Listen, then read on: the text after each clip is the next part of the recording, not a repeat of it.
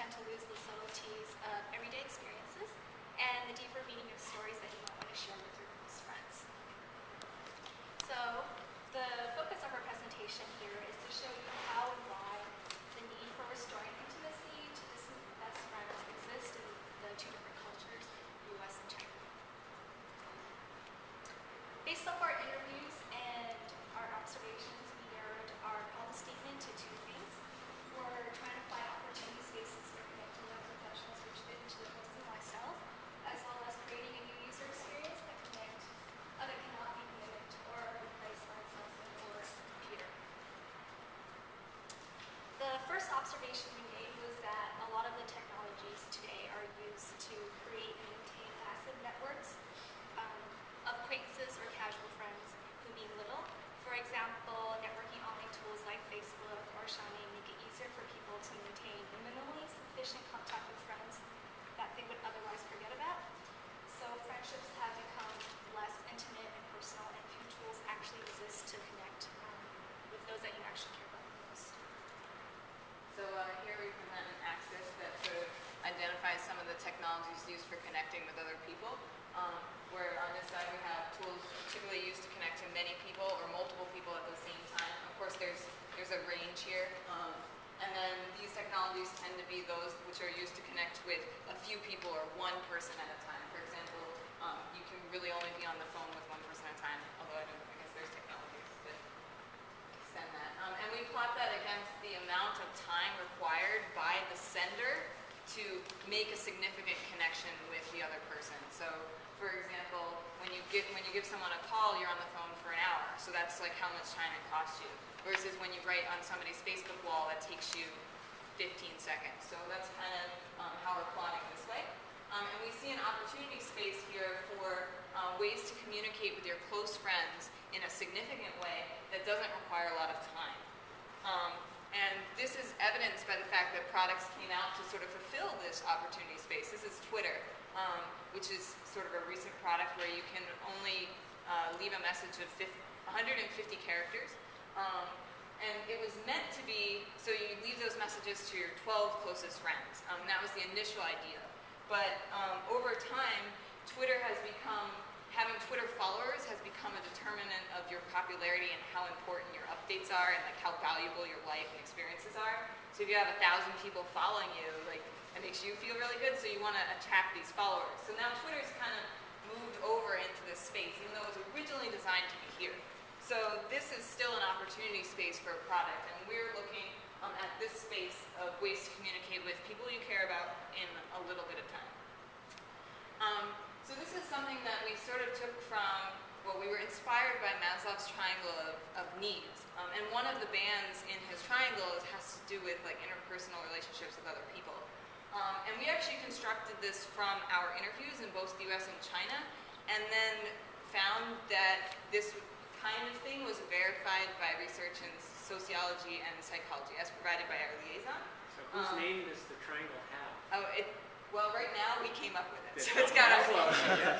So this has to do with kind of the basic need for companionship, like Wilson the volleyball kind of thing, versus like going up this, you need trust before you can feel self-validated by another friend, and etc. And love being obviously the pinnacle and most important part of the triangle.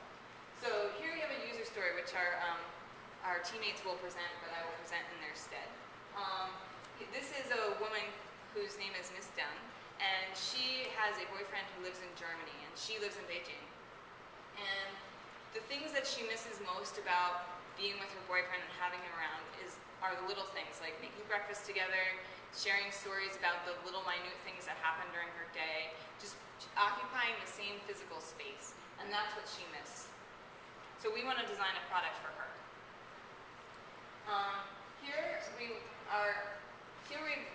We did specific interviews about the roles of best friends in both cultures. And we'd like to highlight one aspect having to do with how much of your daily experience do you share with your best friend. There's a lot of differences between the genders in China, but in the US there are subtle differences, but they're close enough that we put them kind of in the same category. So I'll walk through this. So in China, Chinese girls are really interested in sharing almost every experience of their daily life with each other, with their best friend. They eat meals together, they get dress together, they take showers together, they do everything together, they walk down the street together. It's really important for that connection to share everything that's happening. Whereas guys in China actually prefer to be not intimately connected with their best friend, in terms of their best friend doesn't know what they had for lunch that day. Their best friend might not even know what they're doing that week. It's someone that you call up when you need them and you talk to them and you spill your emotions to them, but that they're not intimately connected in the details of your life. And that was actually a preference. So actually, best friends for boys happen to be people that, or the way that they relate to each other happens to be through sports or video games, very physical contact together, but in a structured environment, such as a sports game. And then in the US, we find that they're much more similar. Best friend is expected to show interest, but there's a lot of different ways, like it's more flexible in the US. Like people are okay with having different types of best friends, more so I think than in China. So Jen's going to summarize.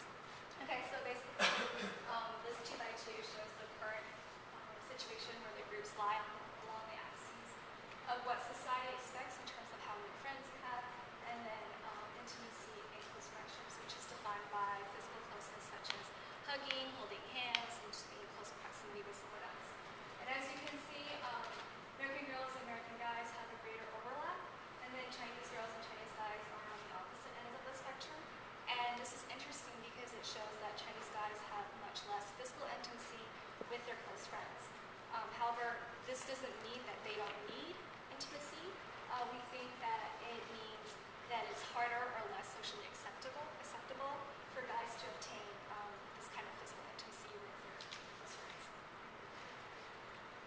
Here's another user story from the US of a young professional named Brian, someone who uses Facebook often and stays in contact with long-distance friends. The important thing here to note is that he talks about how his most successful long-distance friendships are the ones who share similar interests, such as watching the same sports or watching the same TV shows.